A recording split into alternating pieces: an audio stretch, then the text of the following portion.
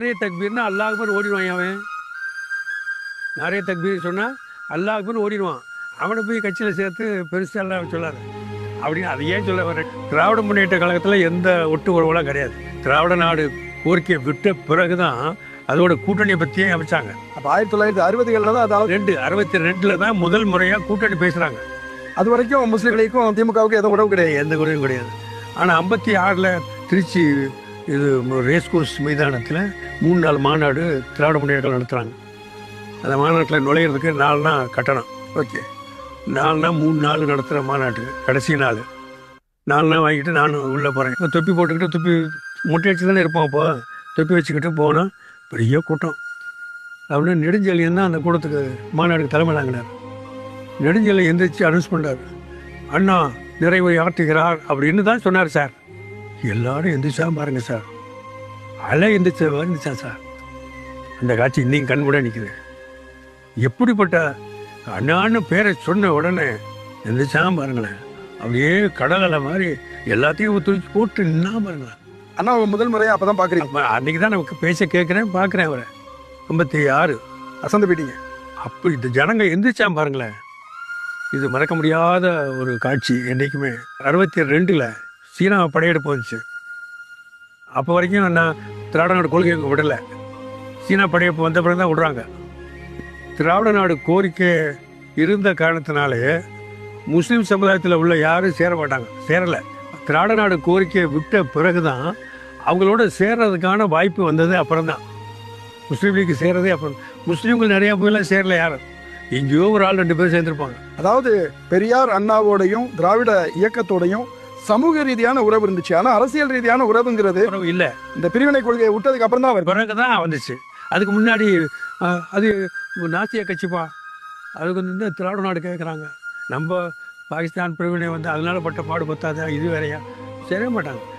62 அன்பு தர்மலிங்கத்தை மாணவர் இளைஞர் முஸ்லீம் லீக் சார்பாக ஏதோ ஒரு வேலையாக போகிறோம்.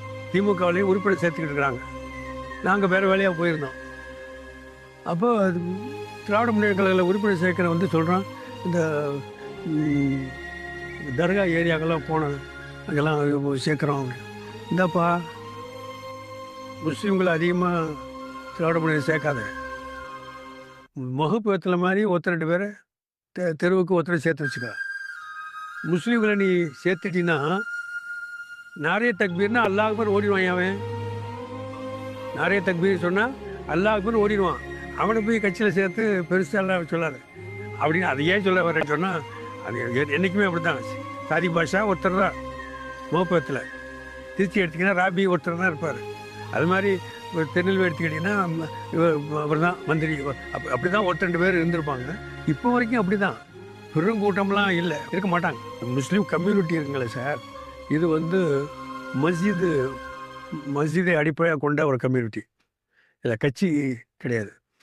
பள்ளிவாசலில் மையமாக வைக்கக்கூடிய சமுதாயத்துக்கு பேர் தான் இப்போ மஹல்லா ஜமாத்துங்கிறது. இது நபிகள் நாயகத்துடைய பாரம்பரியம். ஒரு ஜமாத்தில் 1-2 பேர் திமுக இருப்பான், ஏடிஎம்க இருப்பான். முஸ்லீம் ஜமாத்தே கட்சியில் இருக்காது. புரியுது? எந்த ஒரு ஜமாத்தும் முஸ்லீம் லீக்கு அப்படிலாம் இருக்க மாட்டாங்க. அந்த காலத்தில் என்ன பண்ணுவாங்கன்னா, தேர்தல் காலத்தில் வரும்போது ஜமாத் தலைவர் கேட்பார், முஸ்லீம் லீக்கு யாருக்கு ஆதரவு கொடுத்துருக்காங்க அப்படின்னு கேட்பார். அவ்வளோதான். அதை கேட்டுட்டு விட்டுருவார். அவ்வளோதான். அனௌன்ஸ் பேசும்போது சொல்லிடுவார். அவ்வளோதான். இப்படி அவங்க ஆதரவு கொடுத்துருக்காங்கப்பா அப்படின்னு சொல்லிடுவார். தவிர முளைமறைவு சொல்லுங்கம்மா அது ஓட்டு போடு அப்படிலாம் சொல்ல மாட்டாங்க. ஜமாத் தலைவர் அப்படி சொல்லவும் கூடாது. புரியுது. பொதுவான மனிதர். அண்ணா அவர்கள் வந்து திராவிட நாடு கோரிக்கையை கைவிட்ட பிறகு அவர் வந்து ஒரு மைய சக்தியா மாறுறதுக்கு, நேராக அவரை அரசியல் ரீதியா ஒரு கூட்டணியா மாறினதுக்கு காகிதம் இல்லத்து அவர்கள் மிக முக்கியமான ஒரு பங்கு வகிக்கிறார். காகிதம் இல்லத்தை எடுத்த முடிவு 65 இந்த இது இந்தி போராட்டம் வந்துச்சு, மாணவர் எழுச்சி வந்துச்சு, அதெல்லாம் நடந்துச்சு. அப்போ தான் இந்த கூட்டணியை பற்றி பேசுகிறாங்க.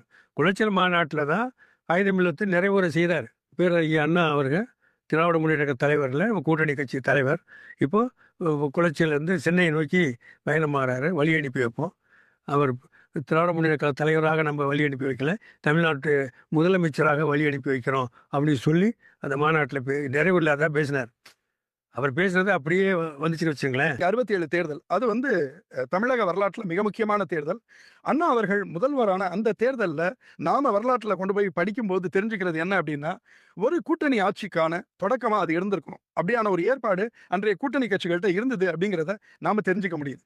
அப்படி இருக்கும்போது, அந்த காலகட்டத்தில ஏன் கூட்டணி ஆட்சி அப்படிங்கிறது உருவாகல? அதனோட விளைவா காகிதம் இல்லத்து அவர்களுக்கு எதிரா முஸ்லீம் லீக் உள்ளாரையே ஒரு பிளவு உண்டாகி, கட்சி 2ஆ பிளந்ததும் கூட நடந்துச்சு. அன்னைக்கே அண்ணா அவர்கள் ஏன் கூட்டணி ஆட்சி அமைக்கல? அதுக்கு காரணம் என்னவா இருந்துச்சு? மெஜாரிட்டி அவங்க பெற்றுட்டாங்க. மெஜாரிட்டி பெற்ற உடனே கூட்டணி அமைச்சரவை அமைக்கணுங்கிற ஐடியாவிலேருந்து பின்வாங்குறாங்க. அதை பின்னாடி எழுதுனா பல பேர் இது துரோகம், இது அப்படி இப்படின்னு விமர்சனம் பண்ணிக்கிறாங்க. முஸ்லீம் லீக்லேயே அந்த விமர்சனம் வந்துச்சு.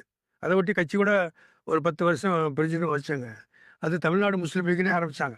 அதான் அந்த கலைஞரை பற்றின அவங்க சொல்லப்படுது என்னன்னு சொன்னால், 126 இடங்களில் வின் பண்ண பிறகு நம்ம ராஜாஜி மந்திரிசபை சேர்த்தாவோ, முஸ்லீம் லீக்கை மந்திரிசபை சேர்த்தாலோ, ராஜாஜி மேலே குலக்கல்வி கொண்டு வந்த ஒரு குற்றச்சாட்டு இருக்குது. இப்போ குலக்கல்வி கொண்டு வந்து சேர்த்துட்டாங்கன்னா காலத்தில் குலக்கல்வி கொண்டு வந்துடுவீங்களோ அப்படின்னு பரப்பி விட்ருவாங்க.